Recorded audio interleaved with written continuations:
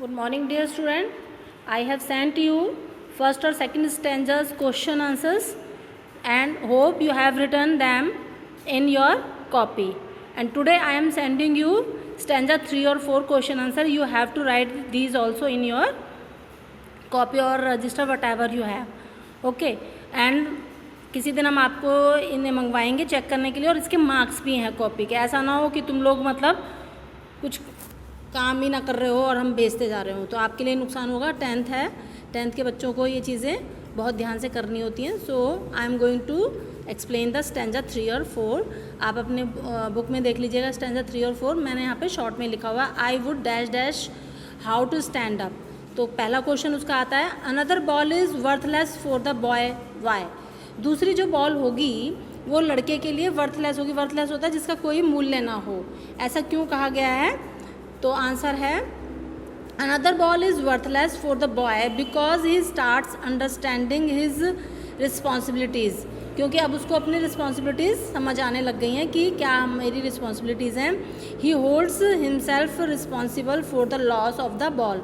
और वो अपने आप को ही इसका जिम्मेवार ठहरा रहा है जो उसको बॉल का लॉस हुआ है. तो अब कह रहा है कि मुझे दूसरी बॉल की कोई ज़रूरत नहीं है, उसकी मेरे लिए कोई वैल्यू नहीं है. The second question is what is the meaning of the phrase a word of possession. Possession का मतलब तो आपको पता ही है, कोई चीज़ जो हमारे अधिकार में होती है. ए वर्ड ऑफ पोसेशन का मतलब यहाँ पर बताना है कि द वर्ड इज़ मटेरियलिस्टिक. मतलब मटेरियलिस्टिक मतलब होता है कि हम किस में विश्वास रखते हैं? ज़्यादातर चीज़ों में. यानी कि हम लोग अक्सर बस कभी इस चीज़ के लिए कभी उस चीज़ के लिए हरदम ललायित रहते हैं, यानी कि एग्रेसिव रहते हैं कि हमें ये चीज़ मिल जाए, कि भागते रहते हैं हम चीज़ों के पीछे. Okay. The third question is what lesson does the loss of the ball teach to the boy. उससे क्या लेसन उसने सीखा जब उसकी बॉल खो जाती है? तो आंसर प्रेजेंट टेंस में आएगा क्योंकि आप यहाँ पर देख रहे हैं क्वेश्चन भी प्रेजेंट टेंस में है. डज लगा हुआ है, देखिए what lesson does the loss of the ball. ठीक है. तो answer is also in present tense and you can see this also.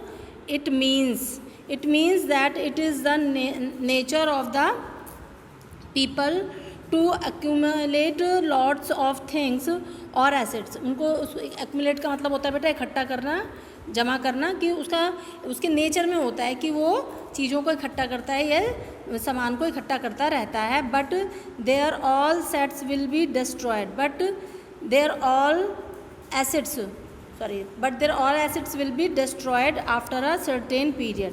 और उसकी जो चीज़ें जो उसने इकट्ठी करी हैं वो एक पीरियड के बाद, एक टाइम के बाद सब जो हैं डिस्ट्रॉय हो जाएंगी. Period of a time. तो यानी कि हमें चीज़ों में कम मोह रखना चाहिए. हमें चीज़ों को जब ज़रूरत हो बस उसी के हिसाब से उसका इस्तेमाल करना चाहिए, ना कि उससे जुड़े रहना चाहिए.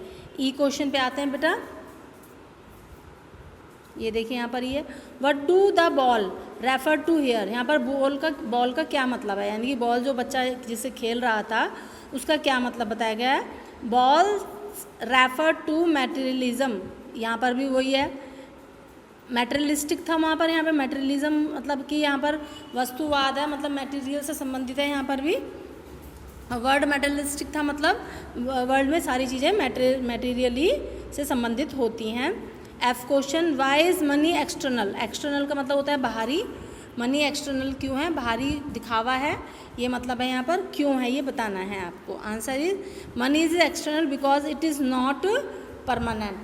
मैंने पहले बता दिया कोई भी चीज़ है, चाहे वो आपकी चीज़ें हैं, चाहे वो पैसा है, कोई भी चीज़ परमानेंट है नहीं है. Everything is mortal in this world. Even we are also mortal. हम भी एक दिन ख़त्म हो जाएंगे. तो हमें भी अपने ऊपर गर्व नहीं करना चाहिए कि ये सोचें कि हम ये हैं हम वो हैं. तो एक दिन सभी चीज़ें एक टाइम पीरियड के बाद जो है वो डिस्ट्रॉय हो जाती हैं, ख़त्म हो जाती हैं. या आप कह सकते हैं कि जैसे इंसान का भी एक टाइम के बाद एंड होना ही होता है. तो बेटा इस तरीके से ये पोम हमारी फिनिश हो जाती है विथ क्वेश्चन आंसर्स के. अब इसका एक पैसेज पढ़ा बचा है, वो भी मैं आपको समझा दूंगी और उसकी वीडियो भी भेज दूंगी. But you have to write these question answers in your copy and learn. Paper में इसी तरीके से आएंगे और कुछ नहीं आएगा नया. बट ये आपके पेपर में पोम है नहीं, हमें तो बोर्ड के हिसाब से पढ़ना है ना. So thank you and have a nice day. Stay home, stay safe. Bye bye.